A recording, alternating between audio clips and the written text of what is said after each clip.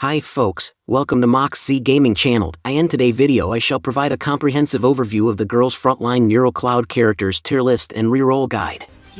Tier list is the best way to start off your journey in Girls Frontline Neural Cloud. You will find Girls Frontline Neural Cloud's best characters tier list and reroll guide in this video. Remember, like, save and share this video if you are interested in. First, let's talk about the strongest star 3 characters ranking. First, Hubble. Second, Aki. Third, Nanika. Fourth, V. Fifth, Florence. The results of the questionnaire are reflected in the ranking, and characters with excellent usability such as area medics and fighters that match the game system are highly evaluated. Then, let's talk about tier list ranking criterion, Tier S. These are the must-focus girls in the game because they are skilled at their best for their jobs. And they also can do the best throughout the gameplay. Tier A. These are also strong as the Tier S girls and might be applied with several conditions. But still, the strongest girls are placed here. Tier B. These girls are coming up with middle-leveled skills, but still, they can do better with the proper level-ups. Tier C. The girls coming under this rank are not that skilled because they need some heavy investments to do better for your gameplay. Tier Special. The girls in this rank are special because they will be better in some situations. So their use and the best performance will be related according to the situation you use. Evelyn. Early game, she is in a tier D and has excellent damage reduction. ULT is a powerful reposition and team damage reduction, anti-melee tank, more CC potential against melee, scales well with proper algorithms, passive CC/heal is effectively useless against ranged.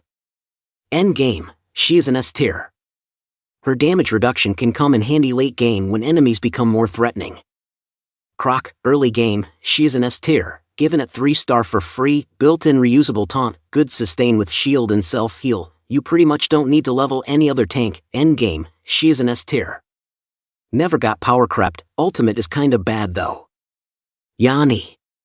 Early game, she is in special tier, lets you pull in and focus fire one enemy backliner instantly, useful regardless of rarity, extremely durable versus physical damage if rarity raised, doesn't really have skills that help with tanking. In endgame, she is still in special tier. Can become less useful late game versus lots of threats, some stages are not friendly to his passive skill. Sochun. Early game, she is in B tier. Formerly known as Camellia, Kit is specialized against calculation damage, but still less tanky than Croc versus that damage type, has some CC. Endgame, she is still in B tier, Croc exists. Zion. Early game, she is in special tier, damage cut is theoretically good, but it is based on a low % of her stat. Endgame, she is in B tier, Croc exists. Boney. Early game, she is in B tier, starts slow, low stats means small shields, starts at 1 star and takes a while to get her running, entirely reliant on the strength of her shields. Endgame, she is in a tier. Massive stacking shields once built properly, scales well into the late game if you get there, pairs well with high healing comps. Max. Early game, she is in a tier.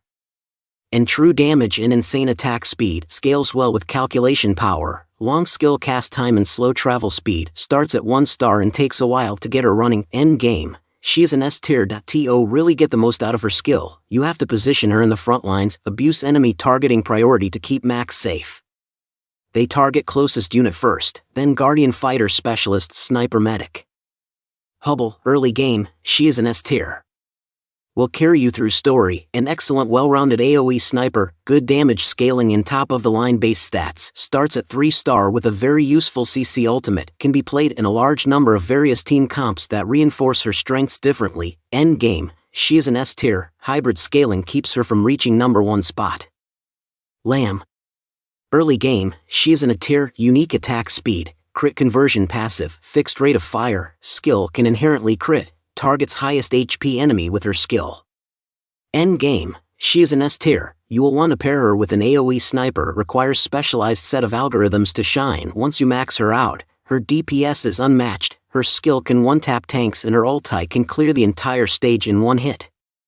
Freynell. Early game, she is in a tier, free starter char that scales well into the endgame, can de-aggro herself when attacked, mechanically strong skill and satisfying basic attack, ultimate feels a bit weak in terms of damage. Endgame, she is in a tier, terrain in later stages is not always conducive to her line-shaped AoE skill, falls off a bit later on due to hybrid scaling. Simo. Early game, she is in a tier, high DPS sniper you get for free, ultimate stealth can save you in sticky situations, skill can inherently crit, very unique kit that can be surprisingly useful, starts at 1 star and takes a while to get him running. End game, she is an S tier, you will want to pair him with an AoE sniper, is never really the best at anything, but works fine. Twigs, early game, she is in a tier, highest, theoretical, AoE damage in the game, single target is somewhat average, not great for bossing, difficult to use, just like Chelsea. End game, she is in a tier, recommend pairing with a single target sniper like Simo or Lamb. Octogen. Early game, she is in B tier, you may need someone else to knock enemies onto Octogen's bombs cough, incredibly high damage ultimate. End game, she is still in B tier, ULT kills himself. Earhart. Early game, she is in a tier, she gets on her airplane and essentially gains a DMG steroid for the duration of her skill, has super armor, skill can inherently crit, extremely dependent on critting to work, not great early. End game, she is an S tier, really needs those rarity increases for algorithm space, requires a lot of babying to reach max potential. V. Early game, she is in special tier, the only ranged fighter in the game, ignores enemy evasion / stealth, surprisingly versatile due to above trait, starts at 3 star with a strong ultimate, can't crit. End game, she is still in special tier, scales a bit poorly due to not being pure ATK, technically can crit if you get a specific function set, which massively boosts her DPS. Aki. Early game, he is an S tier, crit god with insane burst damage, does exactly what you need fighters to dom, starts at 3 star with an extremely satisfying ultimate, prints friendship points like no other. End game, he is an S tier, scales very well with investment, but gets power creep, good choice to level in the current version, you could want to just use a friend Aki instead and use your resources on other characters. Chelsea. Early game, she is in a tier, takes some saves coming to make her passive work, ditto for her active. She's very position dependent, basically, a really good character if you enjoy the auto chess / board planning part of Neural Cloud, starts at 1 star and takes a while to get her running. End game, she is an S tier, requires brain cells to use, unlike Aki who just always does damage no matter what, not all fields / boards are compatible with her skill set, bad single target damage. Betty. Early game, she is in a tier, insane damage scaling thanks to her passive, skill gives her super armor, immune to CC, good synergy with fighter functions, you won't need to dismantle her in this game, extremely annoying victory voice line. End game, she is an S tier, useful kit that scales well into endgame, doesn't compete with other fighters for algorithms, and thus can be raised with less of an opportunity cost. Soul, early game, she is in B tier, actually pretty good early because you get free frags. Can off-tank a little bit thanks to her passive, team synergy with Freynell, whom you might be using, best girl if you don't skip story. Endgame, she is in special tier, poor endgame scaling, ideally you want a guardian to tank instead of soul, never got buffed. Fern.